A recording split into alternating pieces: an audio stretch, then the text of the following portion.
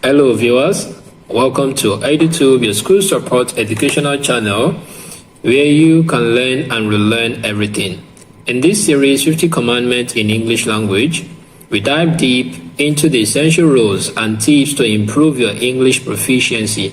Whether you are a student, a teacher, or just a native or non-native speaker looking to refine your English skills and comprehensively understand the grammatical technicalities of the language, you are in the right place.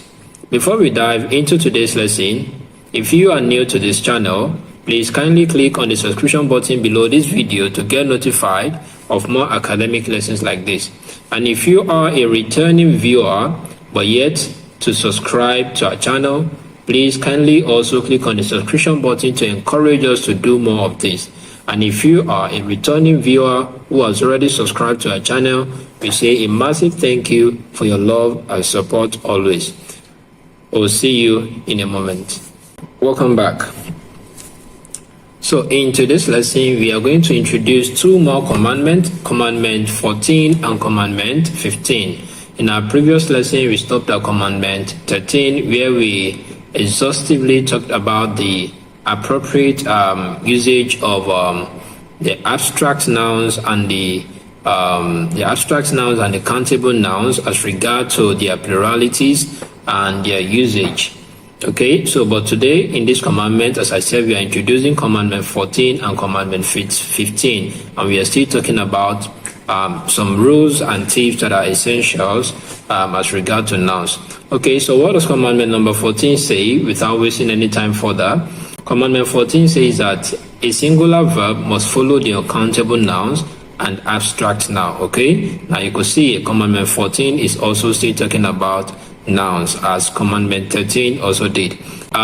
First of all, we are not going to waste time on this because we've already extensively and exhaustively talked about uncountable nouns, abstract nouns, and how to form their plural and why they shouldn't have plurality, why they shouldn't have addition of s and es at the end. Okay, so now going by the commandment, by Commandment 14, which says that a singular verb must follow the uncountable nouns and abstract noun.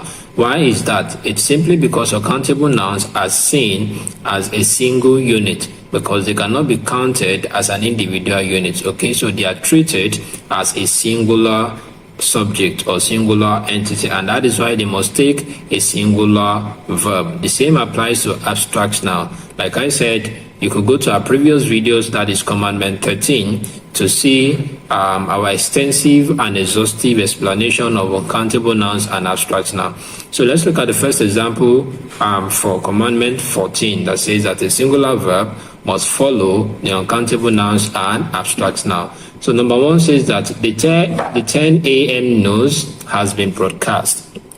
The 10 a.m. news has been broadcast. Okay, news.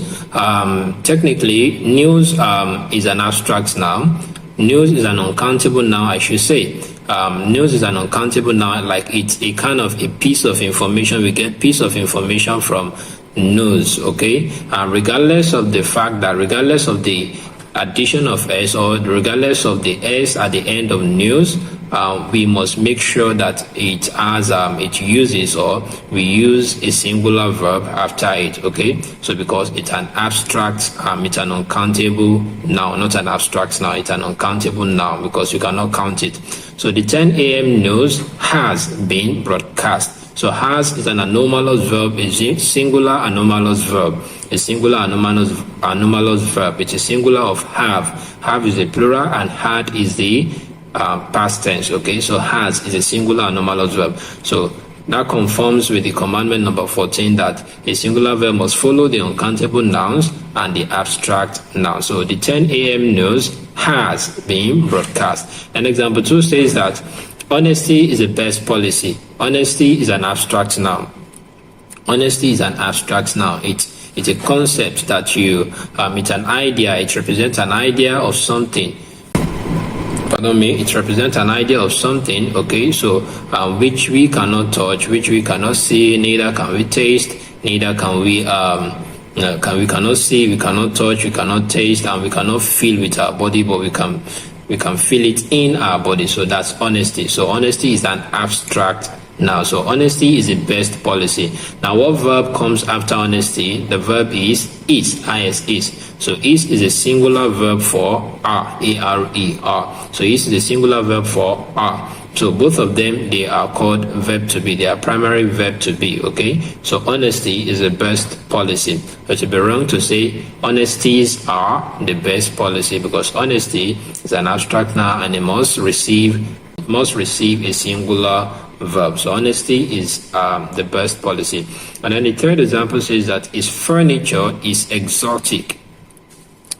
His furniture is exotic. Furniture is an uncountable noun. Furniture is an uncountable noun, okay? So it must receive a singular verb. So it has a singular verb in front of it, which is. His furniture is exotic. It would be wrong to say his furniture are exotic. Regardless of the numbers of pieces of furniture we see around the person, we must try to avoid the blunder of saying his furnitures are exotic, as we have discussed in commandments number 13.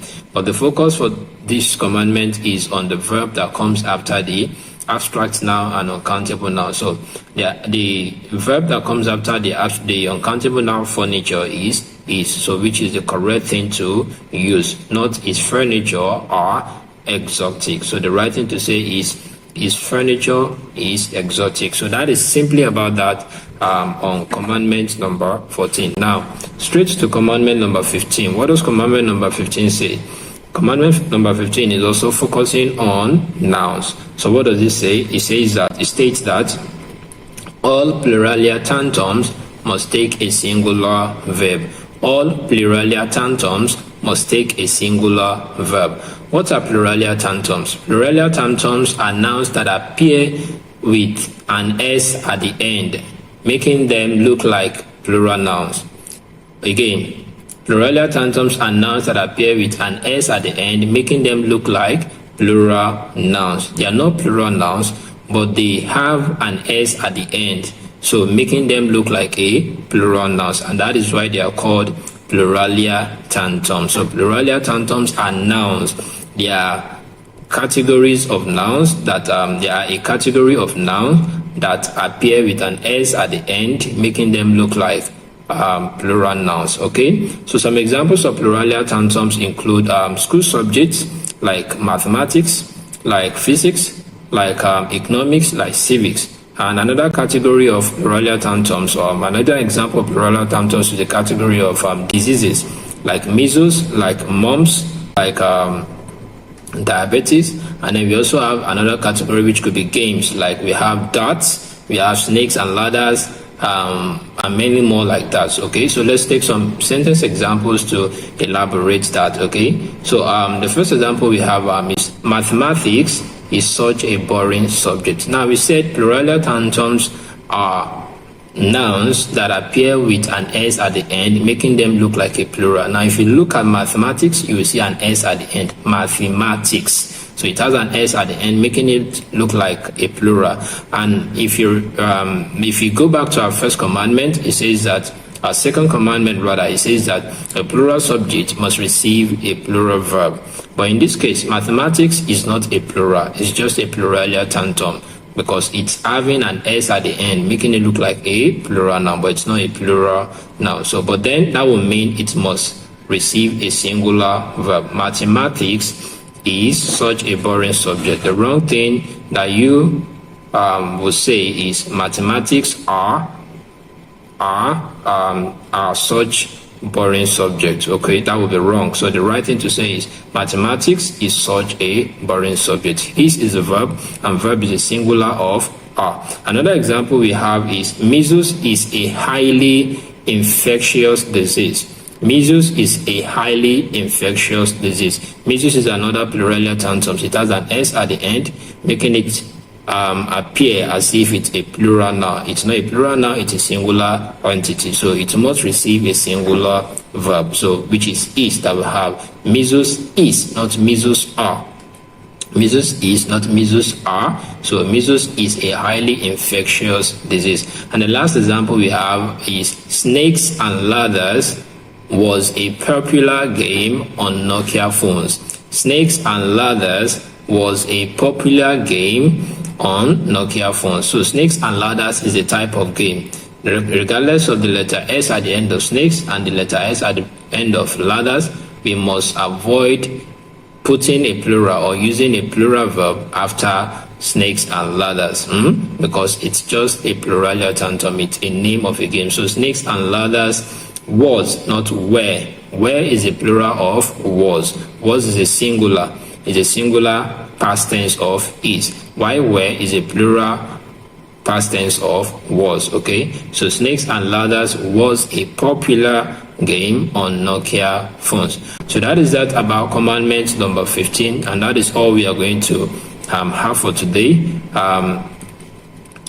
Don't forget that commandment 14 says that a singular verb must follow the uncountable nouns and abstract noun. And commandment 15 says all pluralia tantrums must also receive or take a singular verb. How do you know pluralia tantrums? They are those categories of nouns that appear with an S at the end, making them look like a plural noun, whereas they are not plural. Now, at the end of this video, now you will see an end screen. You could click on it and it will take you back to all of our previous videos, wherein you can pick out the commandment 13 and commandment 12, where we talked about abstract nouns and uncountable nouns. Okay, so if you new to this channel, as we said in the beginning, please click on the subscription button below this video to get notified of more academic lessons like this. And if you are a returning viewer who has already subscribed to our channel, we say a big thank you for your love and support. And if you are also a returning viewer who has yet to subscribe to our channel, please kindly click on the subscription button below the video to encourage us to do more of this. We say a big thank you. We love you as you love us. See you in the next lesson.